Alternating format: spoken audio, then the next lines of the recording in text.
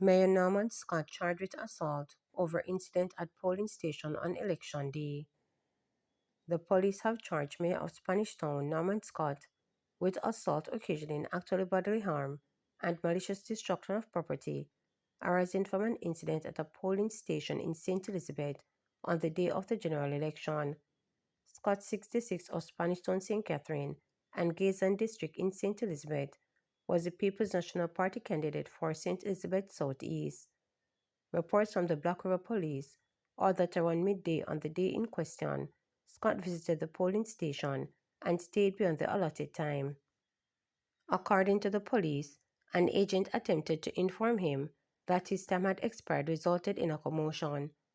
Another agent intervened to quell the uproar in an attempt to de-escalate the situation and was struck in the face by Scott before the mayor's security detail removed him from the premises, the police stated.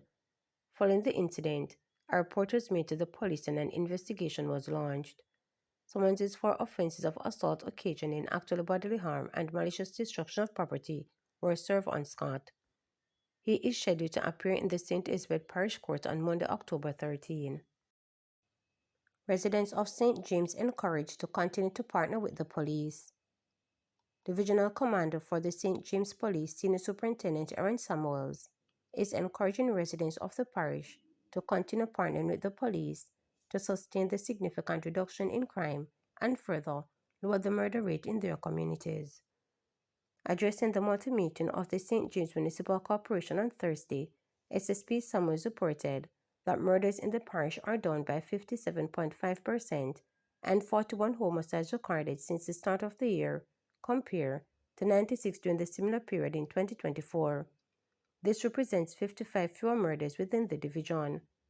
In order to keep this reduced murder rate going, we are still requiring the support of all of you, councillors, and the members of your communities, SSP Samuels stated. While SSP Samuels noted the increase in robberies in St. James, he stated that several members of the gangs responsible have been caught. We'll continue to be keen to listen to the issues and see how best we can help to address the issues facing the different communities across the St. James Division, he reassured. SSP Samuels highlighted that a lower crime rate directly supports livelihoods and strengthens the local economy. He underscored that the St. James Police Division intends to work with the communities to facilitate their economic development while safeguarding their events and financial efforts. And we want to work as best as possible with the communities so that they can have their entertainment and economic activities safely, SSP Samuels noted. Meanwhile, councillors for the parish commended the St. James Police for the progress achieved in reducing crime. Judge imposes bail conditions on woman accused of using fake certificates for teaching job application. A judge at the St. Catherine Parish Court imposed condition on the station bail granted to a Spanish Town woman charged with fraud and allegations that she submitted fraudulent documents to a high school while applying for a teacher position. 28-year-old Senna Bailey is charged with fraud and was granted $450,000 station bail by the Spanish Town Police. When Bailey made her first appearance in court, Senior Court Parish Judge Janelle Nelson again imposed a stop order and ordered the accused to surrender her passport. Bailey was also ordered to submit her fingerprints to the authorities. The case was set for mention on October 24. Allegations are that on August 29, the accused applied for the position of an English teacher at a high school in Spanish Town and submitted accreditation purportedly from the Shortwood Teachers College and the Caribbean Maritime University. Upon receiving the documentation, verification checks were conducted and it was revealed that Bailey had never attended any of the institution and received certification from either institution. The matter was reported to the Spanish Town Police and an investigation was launched.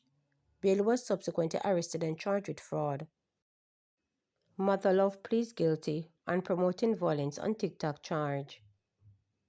A 44-year-old vendor has pleaded guilty after being charged with the use of audiovisual communication to promote violence after posting a TikTok video on Monday, August 18.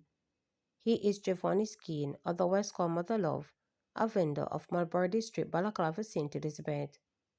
Reports from the Black River Police are that about 2 p.m., Skeen posted a video on the social media platform threatening violence in the constituency if his preferred candidate lost the upcoming general election.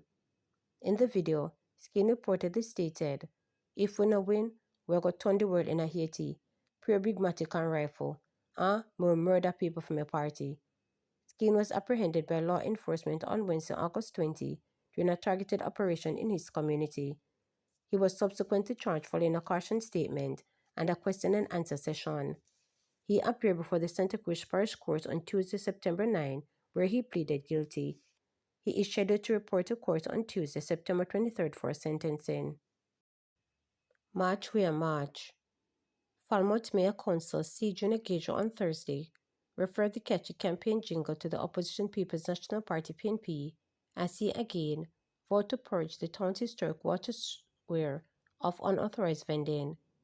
The removal of vendors is seen as an integral step to plans to work with tourist production development company TPDCO to beautify the pedestrian-only square, where a statue of legendary sprinter Usain Bolt was recently mounted. We now await further discussion with then Minister of Culture, Gender, Entertainment and Sport Olivia Babsy-Grange for us to plan the date to unveil. Once this happens, or even before it happens, it will have to be the new day in Falmouth. Therefore, I have to steal a little piece of the opposition song and say, "A march we a march, we're going to build back where they mash up." So we are going to be building back Water Square into an area that is clean, no selling, other than the few vendors that are designated, Gager said during the regular monthly meeting of the Trelawney Municipal Corporation, which he chairs. He stressed the need for both sides of council to work smoothly together on the project. "We're taking the opposition song, so we're marching. So we don't want no opposition. We're going to work hand in hand," stated the mayor. Addressing Councillor Garrett Wickenham, PNP Falmouth Division, Gage quipped, "They will have to take picture done in Water Square because we want a new day to be done so the beautiful fountain and the statue can enjoy its full respect." He stressed that the TMC will clear illegal vendors from Water Square in a bid to keep the area clean and orderly, and point out that the people who will be placed may instead operate from Falmouth Transportation Center or the market.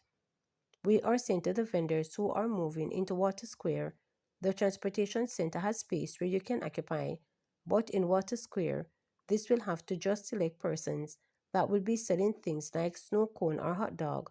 You don't want to see yam and banana being sold on the stall. We won't tolerate that.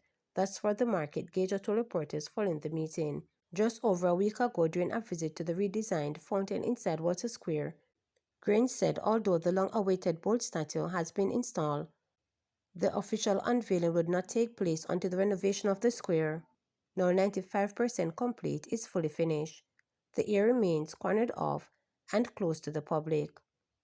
The redesigned fountain features 8 spouts from which water will jet into the air, 2 storyboards, one of the iconic athletes, who is a native of Trelawney, and the other of Water Square, are to be placed at the fountain in the pedestrianized area of the town center. The design of the original fountain, which dates back to 1805, has evolved over the years. The modernized version will be lit in different colors to commemorate national holidays such as Emancipation Day and Christmas Day. To subscribe, like, share, and click the notification bell for daily updates.